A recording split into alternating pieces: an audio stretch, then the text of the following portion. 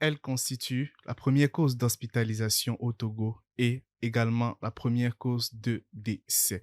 Le paludisme est une maladie endémique dont la transmission se fait tout au long de l'année sur le territoire togolais. Il faut noter que environ 2,4 millions de personnes sont atteintes par cette maladie au Togo et 1200 en meurent. Le paludisme constitue encore de nos jours une maladie dévastatrice. Qu'en est-il exactement des contours de cette maladie et quelles en sont les complications? Nous en parlerons ce soir avec notre invité du jour. Vous le reconnaîtrez sûrement parce qu'il est déjà passé sur ce plateau. Il s'agit du docteur Akmendi Madjar Kotoko. Bonjour docteur. Bonjour, J'espère que vous allez bien. je me porte bien. En tout cas, un plaisir pour nous de vous retrouver. On l'avait dit à sa première émission, c'est une longue aventure qui se préparait. Alors, le sujet de ce soir est intitulé Le paludisme et ses complications. Effectivement, aujourd'hui, nous allons parler du paludisme et surtout de comment ça se manifeste ainsi que des complications. Eh bien, dites-moi, comment peut-on définir ce paludisme, docteur, pour nos téléspectateurs? Le paludisme se définit simplement comme une maladie potentiellement mortelle qui est transmise à l'homme par un moustique, l'Anophèle femelle, par ses piqûres. Voilà. Il n'y a que cette moustique qui peut donner, parce que je suppose que si vous avez donné un genre particulier de moustique ou bien un type particulier de moustique, c'est qu'il y en a plusieurs sortes. Mais est-ce qu'il y a que ce type de moustique qui peut donner le paludisme? Effectivement, c'est le seul moustique qui peut donner le paludisme à l'homme parce que c'est le seul qui est capable de piquer. En tout cas, L'anophèle femelle, bien sûr. maladie endémique, hein, potentiellement mortelle, le mot revient toujours. Nous l'avons vu tout à l'heure, hein, près de 1200 personnes en moyenne en meurent, et ça c'est seulement au Togo. Voilà, docteur. Mais docteur, qu'en est-il des chiffres hein, à l'échelle mondiale? Et si nous regardons un peu sur le plan mondial, on va remarquer selon un rapport de l'OMS publié récemment, en 2021, on estimait jusqu'à 247 millions de personnes de cas de paludisme dans le monde. 247 millions? De cas de paludisme dans le monde. Et déjà, il faut noter que la même année, plus de la moitié de la population mondiale était exposée à un risque de paludisme. Donc, et on a pu noter 247 millions de cas de paludisme. Maintenant, sur les 247 millions, il y a eu jusqu'à 619 000 décès dans le monde. Donc, si nous regardons ces chiffres seulement, nous pouvons remarquer déjà que c'est énorme. C'est énorme. En tout cas, c'est énorme. Hein. Plus de 240 millions de personnes touchées par an. C'est vraiment énorme. Nous l'avons dit, hein, c'est une maladie hein, potentiellement mortelle. Donc, il faut vraiment faire attention. Mais docteur, comment savoir que l'on a le paludisme? Les signes du paludisme, Exactement. Le plus souvent, je vais dire que tout le monde est capable ou bien pense pouvoir se diagnostiquer le paludisme. C'est pas cela qui manque, surtout en Afrique. Surtout en Afrique. Chaque patient qui débarque à l'hôpital te dit qu'il a le paludisme. Il fait son diagnostic avant d'arriver. Il a fait son diagnostic avant d'arriver. Mais ce qu'il faut préciser, c'est que en général, c'est des signes aussi qui sont communs plutôt à d'autres maladies, à d'autres types de maladies. Et essentiellement, on peut citer des signes généraux comme les maux de tête, la fièvre, la fatigue générale. En général, c'est ça. Ou bien le manque d'appétit. La fièvre surtout. La fièvre surtout. Mais ces maladies avec lesquelles on peut confondre justement le paludisme, hein, qu'en est-il? Parce qu'il ne faudrait pas qu'une personne, une personne qui sait très bien faire le diagnostic chez elle à la maison, vienne ou se dise qu'elle a le palud, mais après que ce soit autre chose. Quelles sont ces autres maladies également face auxquelles on peut penser qu'on a le paludisme? Nous avons dit que le signe essentiel était la fièvre. La fièvre. Donc, ça veut dire que toutes les autres maladies fébriles peuvent prêter à confusion. À confusion, exactement. Généralement, quand quelqu'un fait la fièvre, il a les maux de tête et surtout, par exemple, un manque d'appétit ou bien un goût amer, il dit qu'il a le paludisme. Mais ça peut être autre chose également. Toutes sortes de maladies fébriles comme une infection par exemple, une infection ORL, Mm. c'est-à-dire une angine, Oui. une amygdalite et Oui. autres. Ça peut entraîner quasiment les mêmes symptômes également. Ou encore Donc, simplement une une grippe, grippe dans par laquelle on exemple, parle voilà. d'un syndrome voilà, pseudo-grippal, voilà, En tout cas, il faut vraiment faire attention. Et surtout, vous qui pensez que vous avez le paludisme chez vous, quand vous avez tous ces signes, sachez que ça peut être autre chose et évitez de prendre des antipaludéens à tort et à travers parce que cela n'arrange pas votre organisme. Cela n'arrange pas le métabolisme hépatique parce que vous fatiguez vos organes. Peut-être que ce n'est pas un paludisme, peut-être que c'est une grippe contre laquelle votre organisme peut lutter tout seul. Donc, il faut vraiment faire attention. Toujours aller dans un centre de santé, se faire consulter, se faire déparasiter. Une fois que le paludisme est diagnostiqué, on vous donnera le traitement adéquat. Hein. Évitez également de faire l'automédication. Eh bien, docteur, hein, dites-nous, hein, après que vous nous ayez donné toutes ces manifestations, est-ce que ces manifestations sont-elles pareilles? Mais avant qu'on ne vienne sur la différence des manifestations, est-ce que d'abord le paludisme est également réparti dans tout le monde entier? Est-ce qu'on a la même prévalence au Togo, peut-être qu'en Asie ou je sais pas moi, en France? Bon, la, la question est vraiment pertinente parce que nous parlons du paludisme. Oui. Il faut d'abord préciser que c'est une maladie tropicale. C'est une maladie tropicale. Donc, cela suppose que les autres pays du monde qui sont en dehors des tropiques seront moins concernés. Les chiffres que moins concernés. Moins concernés. Les chiffres que nous avons donnés, c'était sur le plan mondial.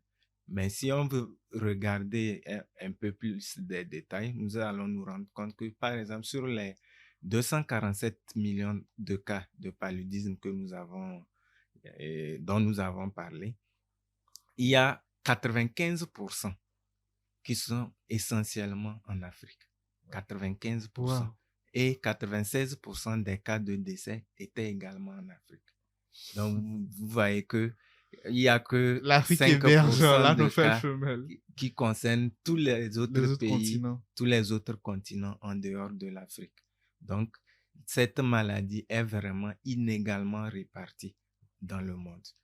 Et cela s'explique notamment par des facteurs environnementaux. Déjà, nous avons dit que c'est une maladie tropicale. Donc, ça, déjà, c'est un facteur. Ensuite, maintenant, nous pouvons prendre aussi les conditions d'hygiène et d'assainissement de notre environnement. En l'occurrence, en Afrique, dans nos pays, où partout on a des gîtes larvaires, des flaques d'eau, ainsi de suite. Des bourses un peu partout, même à la maison. Même à la maison, des eaux souillées partout. Qu'on jette à la devanture, voilà. Donc, tout ça, c'est des facteurs favorisant la prolifération des moustiques qui sont d'abord des larves et ensuite les moustiques qui sont là, qui sont porteurs ou bien vecteurs de ces larves.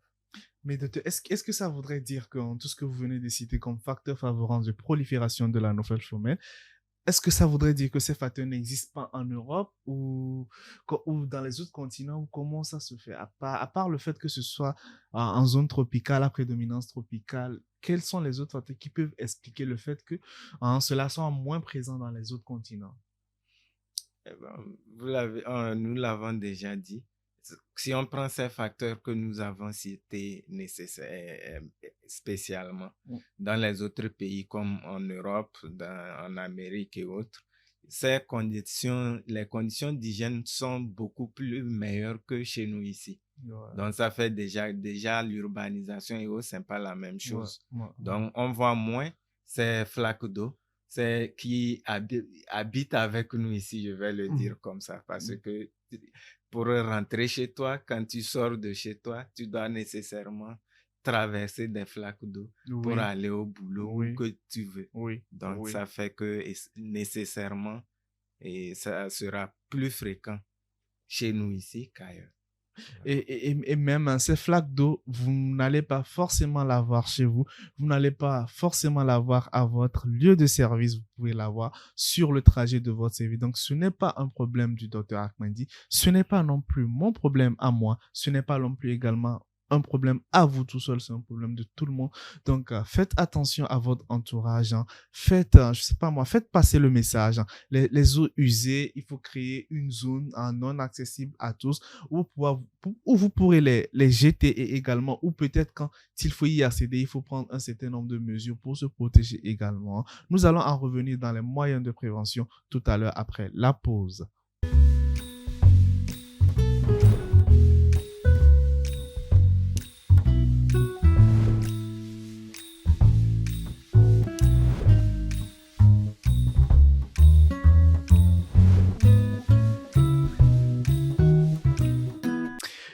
Nous sommes de retour à notre carrefour de la santé, très chers téléspectateurs de la SMA Togo TV. Nous sommes ce soir en train de parler du paludisme et de ses complications avec le docteur Akmendi Madia Kotoko. Eh bien avant que nous allions en pause, tout à l'heure, nous avons dit ce que c'est que le paludisme et nous avons dit que c'était une maladie parasitaire potentiellement mortelle transmise par un vecteur que l'on appelle souvent l'anophèle. Et le parasite causal de cette maladie est bien le parasite du genre Plasmodium et nous en avons une multitude d'ailleurs. Nous avons également parlé des manifestations de cette maladie, ces manifestations qui peuvent prêter à confusion parce qu'il y a également d'autres maladies qui peuvent avoir la même symptomatologie.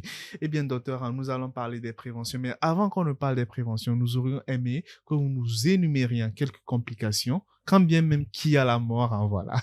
Il y a le grand maître noir, voilà, avec son sabre derrière, mais il faut vraiment y faire attention. C'est une maladie qui continue par faire ravage parce que le docteur l'a dit, près de 240 millions de personnes sont touchées par an dans le monde et au Togo, 1200 personnes en meurent en moyenne par an. Voilà, docteur. Donc, quelles sont les complications de ce paludisme? Quand il faut évoquer les complications, c'est que nous voulons parler là de la forme grave du paludisme. Exactement. Voilà, parce que nous ne l'avons pas précisé au début, mais il faut savoir que le paludisme se distingue sous deux formes, la forme simple et le paludisme grave. Donc, si nous allons au niveau de la forme grave, là-bas, c'est l'ensemble des manifestations maintenant qui viendront compliquer le paludisme simple qui était là au début. Et quand on veut parler de ces complications, on peut voir la première chose que nous voyons généralement, c'est les cas de convulsions répétées. Souvent, ce que les gens disent, l'enfant, par exemple, chez les enfants, que l'enfant a fait crise. La crise, voilà. Donc, il y a les convulsions. Il y a aussi la détresse respiratoire. Là-bas, c'est au niveau respiratoire. Quand les complications se déroulent à ce niveau, l'enfant peut avoir du mal à respirer, il respire mal, il fait... Là-bas aussi, parfois, certains parents disent que l'enfant fait une crise. Oui. Et on l'a amené à l'hôpital. En vernaculaire, en éveil, ça se dit, ils disent, les tiponnais, ou déviam les bonolo. Donc voilà, ça peut être un paludisme, ça peut être un paludisme. Exactement, ça peut être un paludisme. Donc, il y a d'autres types de complications aussi, notamment d'autres types de formes graves, comme la forme anémique, où l'enfant fait une anémie sévère, parce qu'on n'est pas rentré dans les détails, mais le microbe du paludisme, s'il faut le dire comme ça, le plasmodium, sûrement on en reviendra beaucoup plus en détail, détruit beaucoup plus les cellules du foie et les globules rouges. Carrément. Donc, ça fait que l'infestation au paludisme, déjà en elle-même, provoque l'anémie. Et dans des formes graves, l'anémie peut être extrême et emporter la personne malade, surtout les enfants. Il y a aussi les formes graves au niveau urinaire, où l'enfant peut uriner avec des urines foncées ou bien carrément du sang. Il y a aussi d'autres formes graves, comme la fatigue extrême. La personne n'arrive plus pratiquement à rien faire, à liter complètement. Donc, tout ça, ça constitue les formes graves du paludisme. Et il faut préciser que, surtout dans notre contexte, le plasmodium capable de provoquer ces formes graves, c'est le plasmodium falciparum. On en distingue d'autres types de plasmodium, mais eux, généralement, n'entraînent pas ces formes graves chez la personne. maladie. En tout cas, très chers téléspectateurs, vous avez entendu ce que le docteur Ahmedi a dit. Le paludisme, il peut tuer, mais il tue seulement lorsqu'il est sévère ou lorsqu'il est grave. Et il a détaillé toutes ces formes, de toutes ces formes graves du paludisme. En réalité, les crises convulsives, peut-être pour vous, pour que vous compreniez mieux, ce sont des crises tonico-cloniques, c'est-à-dire ce sont des crises qui font que les muscles de votre enfant, vos muscles se contractent. C'est tout comme les mêmes crises que vous faites quand vous avez une épilepsie ou quand vous voyez un épileptique faire ses crises convulsives, c'est la même chose. On parle de crise convulsive dans le jargon médical.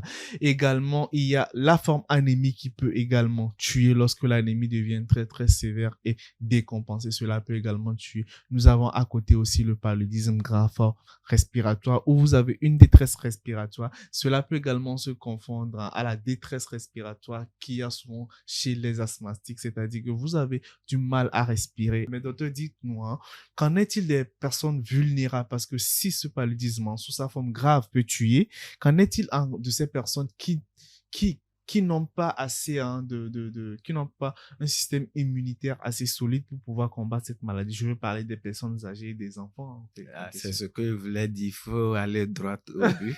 Donc, notamment ces personnes vulnérables, essentiellement, comme pour toute maladie, c'est les personnes âgées et les enfants, parce que leur système immunitaire est faible.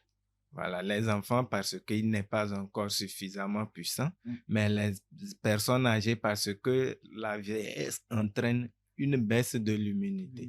Donc, ces personnes sont beaucoup plus exposées aux formes graves, et comme nous venons de le dire, ces formes graves peuvent les emporter rapidement. Il faut savoir que chez ces personnes, le paludisme peut se compliquer rapidement en l'espace de 24 heures. Donc, c'est pour ça on sensibilise aussi bien les parents pour que dès les premiers signes, symptômes du paludisme, bien dès les premiers symptômes de maladie, ils puissent amener leur enfant à l'hôpital pour une prise en charge rapide, pour éviter la survenue des formes graves. Intérêt pour les parents de mieux connaître vos enfants, intérêt pour tout le monde d'ailleurs de mieux connaître ses parents, comme ça, savoir détecter lorsque ça ne va pas, quand bien même que des fois l'homme peut cacher son mal. Mais quand vous connaissez très bien une personne, vous savez quand ça ne va pas, et surtout chez les enfants, faites très très attention, sachez détecter lorsque ça ne va pas chez votre enfant et conduisez-le à l'hôpital, demandez conseil auprès d'un agent de santé. Est-ce que ça voudrait dire en fait que ces enfants-là, donc je veux parler du paludisme néonatal, c'est-à-dire que de nos jours, c'est asique, ça existe, mais il y en a qui pensent que un nouveau-né qui naît aujourd'hui ne peut pas faire un paludisme parce qu'il n'a pas encore été piqué par une moustique ou parce que un nouveau-né dort souvent toujours sous moustiquaire. Pas forcément. Les nouveau-nés, les cas de paludisme néonatal existent effectivement. Oui. Et il faut savoir là, c'est depuis le sein de sa maman qu'il a contracté le plasmodium et il fait à la naissance, il va présenter les symptômes et faire la maladie du paludisme. Et généralement, dans ce genre de cas, si on fait la recherche du microbe lui-même, on va trouver le même microbe aussi bien chez l'enfant que chez la maman. Bien évidemment, parce que la femme enceinte, elle a ce qu'on appelle le placenta qui permet de faire des échanges entre le sang de la maman, lié par le cordon, qui permet les échanges de sang entre la maman et le fœtus ou encore le bébé que cette dame porte. Et une fois que la maman a des parasites dans le sang, ces parasites vont passer dans la circulation sanguine de l'enfant et également entraîner la même chose que cela peut entraîner chez sa maman. Voilà. Donc, si entre-temps, la maman est porteuse du parasite donnant le paludisme, ce même parasite va passer dans le sang et aller également dans la circulation sanguine du bébé et également lui donner le paludisme. Raison pour laquelle on donne systématiquement le traitement préventif intermittent chez toutes les femmes enceintes au cours des consultations prénatales dès le premier contact avec leur sage-femme ou encore leur médecin gynécologue obstétricien. Il faut donc noter l'importance des consultations prénatales également au cours de la grossesse. Ce n'est pas seulement pour votre santé, mais c'est également pour le bien de votre enfant. Je m'en viens donc demander à un docteur, Avant qu'on ne vienne à la prévention, quel est le traitement? Comment c'est le traitement curatif du paludisme? Bon, généralement, en matière de paludisme, moi, je dis toujours, le traitement, c'est pas ce qui importe vraiment par rapport à la population, Oui. le message qu'on doit donner à la population. Juste savoir que le paludisme se fait traiter efficacement dans nos pays. Et donc, le plus important, c'est d'aller consulter le plus tôt possible. Oui, et se guérit complètement. Et se guérit Voilà, complètement, voilà. effectivement. Parce qu'il y en a Donc, qui reviennent à l'hôpital tous les mois, toutes les 2 semaines, voilà, j'ai le paludisme. Donc, le paludisme, c'est une maladie qui se guérit complètement. Donc, quand vous avez le paludisme, rendez-vous dans un centre de santé le plus proche, voilà, cela se guérit complètement. Voilà. donc par rapport maintenant, s'il faut rentrer superficiellement dans les détails, on peut savoir qu'il y a des injections qu'on peut faire pour traiter le palu. Il y a des comprimés aussi qu'on prend par voie orale. Tout ça, cela dépend de la forme du paludisme que nous avons.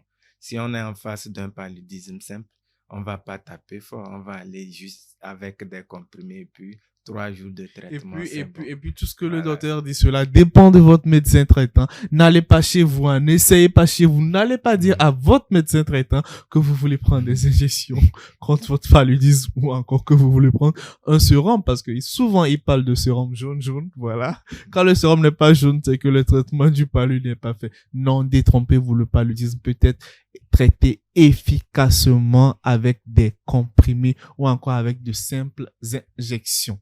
Voilà. Mais qu'en est-il du traitement préventif alors? Ah, là, c'est là où il faut insister beaucoup plus. Vous avez mentionné un point chez la femme enceinte, donc le traitement préventif intermittent, Oui. où on utilise souvent la sulfadoxine pyrimétamine pour le faire. Et maintenant, en matière de traitement préventif, ça concerne beaucoup plus les personnes vulnérables, dont les femmes enceintes et aussi les voyageurs. Mais les autres ne sont pas épargnés. Les autres ne sont pas Non, épargnés. pas du tout. Quand on dit les voyageurs, le plus souvent, tout le monde est inclus dedans. Lorsqu'on quitte, par exemple, on a dit que la majorité des cas de paludisme, c'était en Afrique. Donc, un Européen qui veut quitter chez lui pour venir en Afrique, surtout en ces temps de pluie chez nous, donc, généralement, il est conseillé qu'il fasse un traitement préventif. Il consulte son médecin. On lui donne un traitement préventif 2 à 3 semaines avant de voyager pour éviter, parce que ces personnes, s'ils viennent dans nos pays à haut risque de paludisme, il est plus exposé à faire en même temps des formes graves. Donc, c'est mieux d'avoir un traitement préventif avant d'arriver. Même sur place, il y a des traitements. Le traitement préventif doit continuer sur place et même à son retour pendant un temps avant d'arrêter. Voilà. Y a-t-il que ça, les moustiquaires, hein? Ah, ça, là, on rentre vraiment dans la prévention globale. Oui. S'il faut parler de la prévention globale du paludisme, on peut essayer de situer ça à plusieurs niveaux. Le niveau primaire ou le niveau de base, le niveau secondaire et tertiaire. Mais au niveau du niveau primaire, c'est quoi? C'est empêcher la maladie de survenir. Et là-bas, il s'agit essentiellement d'éviter les piqûres de moustiques et également le développement des larves de Plasmodium. Donc, cela passe par quoi? Essentiellement, il faut dormir sous les moustiquaires à imprégnation durable, donc pour éviter que les moustiques viennent nous piquer. Et également, il faut éviter la prolifération des gîtes larvaires autour de nos habitations. Nous avons parlé des flaques d'eau, des herbes et tout, même dans nos maisons. Donc, il faut bien assainir notre environnement quotidien. Entretenir, sarcler, de temps à autre chez soi. Donc, ça, c'est au niveau primaire. Au niveau secondaire, le plus souvent, c'est lorsque, je vais dire ici, la consultation précoce, s'il faut le dire comme ça, à temps, pour éviter les formes graves. Là, on arrive, c'est simple, on traite 3 jours et puis c'est fini. Ouais. Et Et puis, c'est maintenant, moins coûteux c'est d'ailleurs. moins C'est moins coûteux coûteux d'ailleurs. que de traîner de pharmacie en pharmacie pour chercher un antipaludisme, alors que c'est peut-être même pas le paludisme que vous avez. Ou encore aller en bordure de rue, voilà, chez les bonnes dames en route pour chercher des médicaments contre le palud. Il faut vraiment arrêter cela, très chers téléspectateurs. Oui, docteur. Oui, ce que je voudrais préciser au niveau primaire, je l'avais manqué. De nos jours, depuis 2021, l'OMS a mis en place un vaccin qui a été autorisé par l'OMS pour des cas de paludisme, surtout chez les enfants, Oui. le vaccin RTS. Donc, c'est une forme aussi de prévention. Déjà disponible Déjà au disponible. Togo. Mhm. Oui, oui, oui. Ok, mais là, la prévention tertiaire, alors, docteur, c'est Oui, au niveau tertiaire, là-bas, c'est la éviter prise les en charge complications. vraiment de complications. Oui. Donc, euh, on peut tout dire, mais c'est les parents nous amènent parfois des enfants avec des complications déjà. Donc, c'est la prise en charge efficace de ces complications pour éviter le décès, par exemple, ou bien d'autres séquelles. Ouais, exactement. Voilà. Éviter le décès, éviter les autres complications, hein, le volet très, très, très, très important dans la prévention. Il s'agit bien de la prévention primaire. Si vous pouvez retenir cela, ça nous ferait très, très plaisir, hein. Il s'agit d'éviter la survenue de la maladie, se basant sur le traitement préventif intermittent ou encore sur les moustiquaires, hein, voilà, à imprégnation. En tout cas, pour ceux qui chez eux, je crois que il y a des vidéos tout à l'heure, hein, sur des moustiquaires, voilà. Pour ceux qui ont du mal à attacher les moustiquaires, voilà, il y a des moustiquaires sophistiqués de nos jours maintenant, hein, qui peuvent vous aider, voilà, facilement portables partout. Voilà, donc, il y a plus d'arguments, il y a plus de raisons à ne plus avoir de moustiquaires chez vous, voilà. Il y a les moustiquaires que vous pouvez monter, déplier, voilà, ranger partout au réveil, voilà, voilà. Hein, tout a été facilité par, hein, voilà, comment ça se dit, la révolution, voilà, la révolution industrielle a facilité beaucoup de choses, même dans le domaine de la santé. Ce qui fait que de nos jours, hein, il y a plus d'excuses, hein, à chacun sa moustique, voilà. À chacun sa moustique. Et pour nos téléspectateurs également en ligne, je crois qu'il y a une personne qui a une question à nous adresser. Si la régie est prête.